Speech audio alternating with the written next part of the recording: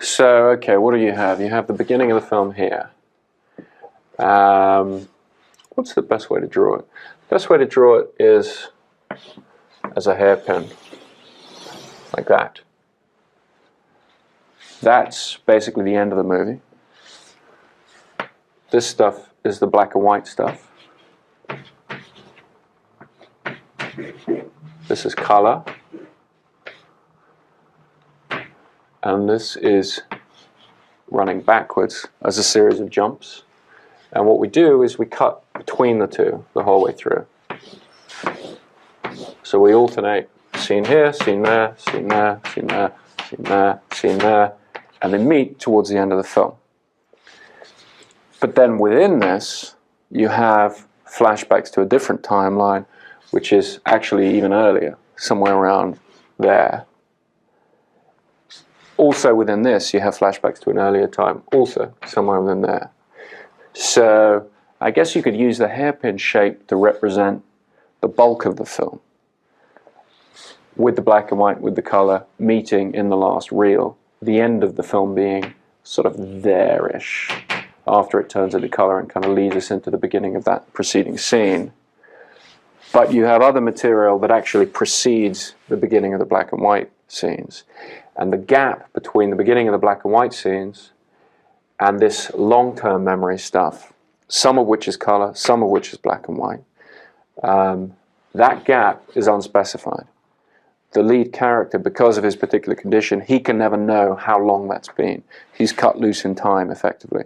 So we never wanted to specify for the audience. We imply a length of time to it, because it's the time in which he's had these tattoos put on, he's been living this life, and so forth. So that gap, to me, is where the most interesting ambiguity of the film is, at the end. You know, we never wanted to step fully outside his head and, you know, specify too many of these things in terms of an objective reality. Because to me, one of the interesting things about the film and what we were trying to do is essentially present an idea of the tension between our subjective view of the world, the subjective way in which we have to experience life, and then our faith in an objective reality beyond that. And most movies present a quite comfortable universe where we're given an objective truth that we don't get in everyday life. That's one of the reasons we go to the movies. This film, we didn't want to do that. We didn't want to step outside his head. We wanted to present the audience with that problem, effectively, and say, he can't ever get outside his head and recognize what the objective truth is. So I think the audience at the end of the film is left to make certain of the same judgments that he is. They're invited to believe or disbelieve certain elements of what is supposed to have happened in his life, much as he is. And I think the way that we try and focus on this end of the film and making that as extreme as possible is by taking this subjective view and this objective view and effectively having them meet at the end, so that what we achieve is still subjective, but with enough objective information built into it that we start to question the point of view that we've been given for the whole film. So that's about it. But film is written, of course, if you have the flashbacks and the story. Where do you choose the moment to build it in this hairpin structure? Well, within the hairpin structure, we have different elements of his past life that we want to introduce. And the way we divided them is that certain of them are presented in black and white, and those are the ones that relate to a parallel story that runs parallel to his life, but it's the story of another character who has the same condition. And that is all presented chronologically and cuts into the black and white scenes, not into the color scenes.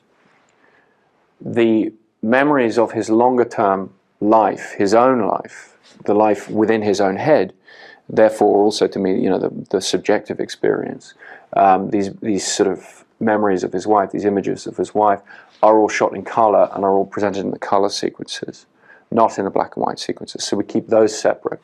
But as you may have noticed towards the end of the movie, there is a certain amount of joining of these images and confusion of these images, and some of the things we've only seen in color are presented in black and white, and vice versa. So certainly, once again, we're trying to basically merge the subjective and the objective, the memory versus the sort of narrative that he has in his head of this other character.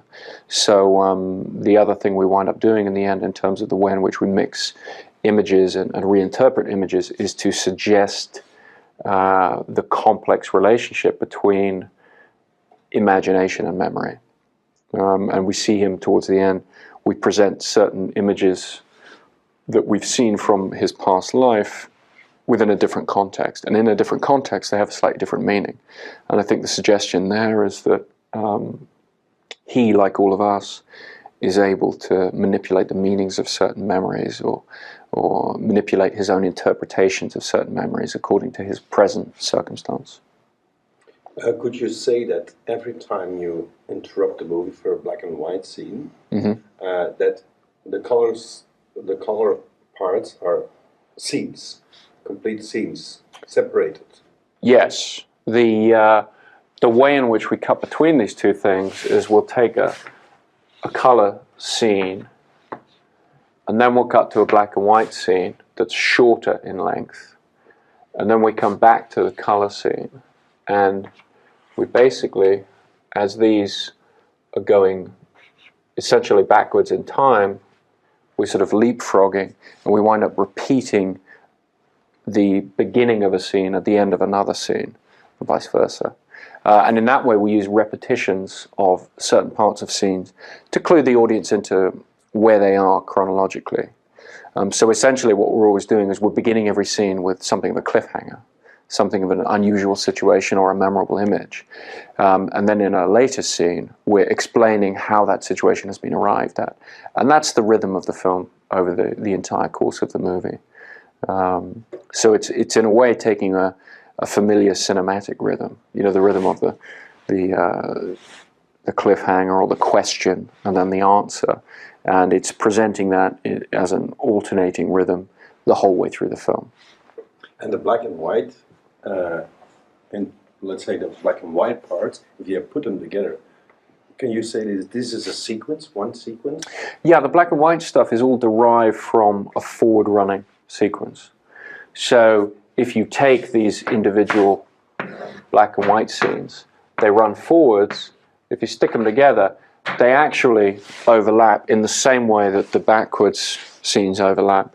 It's not quite so obvious when you're watching the movie, but it begins with him sort of shaving his thigh and answering the phone and everything, and in fact these actions overlap. So there is a suggestion that in fact, and it is the case, that you can stick all these scenes together and achieve one sort of long scene effectively.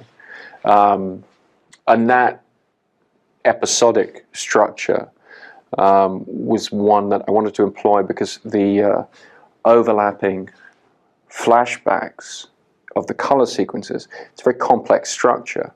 The black and white stuff is actually pretty simple to follow because it follows the basic episodic structure we're all very familiar with. I mean, from watching TV, it's like you break something up with TV commercials, what have you. But it's very easy to just keep following a very simple forward progression. In this case, it's him on his own in a room speaking on a telephone. So it's a very simple sequence of forward progression. And it's not too difficult as we return to it to just tap back into it and say, okay, this is where we are. We're back here on familiar ground. We're just going to get a bit more information about who he is and what he's discussing on this telephone call. In the beginning, you give information to the audience that the story is backwards. Mm-hmm. And especially in the beginning, you get a little bit more. You go over, let's say, the scene, and you overlap it. But at a certain moment, you stop. But, yes. But when? But the thing is when? Because how do you know that the audience will get it at that time? Well, the overlaps become shorter as the film progresses because the assumption is, and it seems to work, that the audience gets into the kind of rhythm. They begin to understand that the structure is backwards. We in fact begin the film with a literally backwards scene at the head. I mean, we're literally running reverse action. The rest of the film is forward action, but in a series of backward steps It's kind of, you know, one step forward, two steps back the whole way through. But at a certain point, those repetitions are able to be a little bit shorter because the audience is in the rhythm. And then there is a point at which, in certain scenes, we actually don't achieve the same repetition. We actually make an elision, you know, we make a complete jump. The same way in a conventional movie, they will do that. You know, when you reach a point where two scenes so obviously connect chronologically, so you don't have to explain the chronological relationship. So there's a point, sort of, you know, midway through the film where we begin to do that a little bit. But then we come back to the repetitions because some of the repetitions later in the film, I think, are important for their own sake. Not just for explaining to the audience where we are, but also for hammering home this notion that it's the context of a scene. It's the context within which a particular action happens. Like him, there's a point at which he's searching for a pen and he's trying to write something down and remember something and all the rest. And we see that once and we don't really understand it. And we see it again, it has a rather different meaning. So those repetitions start to take on a more substantial role, I think, in the narrative, other than just orienting us, you know, in time. They actually start to suggest the way in which the narrative context in which a particular action happens is changing what that action represents. And that relates, once again, to his subjective view of, you know, what he's doing in the world and how that's actually affected by what's going on around him, which becomes, I think, very important to the overall theme of the movie. The first thing, the first shot, actually, the Polaroid is going backwards. Okay. Could you say that's the metaphor for the whole movie in a certain way, that it's like his memory is fading? Well, at the beginning of the movie, I was looking for a way into this structure, the way into this storytelling. So what I wanted to do was to show something in reverse to suggest the backwards movement of the film. But the way in which the Polaroid is used through the film is as a replacement for his short-term memory. So it seemed like showing a Polaroid picture undeveloping, showing him or showing the picture undeveloping, showing this information being lost. It seemed like a very useful way of suggesting the problem that he's having to deal with, which is, you know, this faulty short-term memory, this information dribbling away. And in fact, the opening shot is, you know, it's a Polaroid of a dead body. And I think the significance of that becomes clear later in the movie in terms of how I was interested in looking at the relationship of revenge to the relationship of his perception of revenge versus the notion of whether it has any objective reality, or whether it has any value outside his own head. So this idea of, you know, this achievement of revenge, this satisfaction, this dead body, this gruesome image fading and actually undeveloping and losing itself from his mind. That actually is pretty much, that's the whole movie. In fact, you can just watch the opening shot and you've got the whole movie. So. Okay. Thank you very much. Thank you.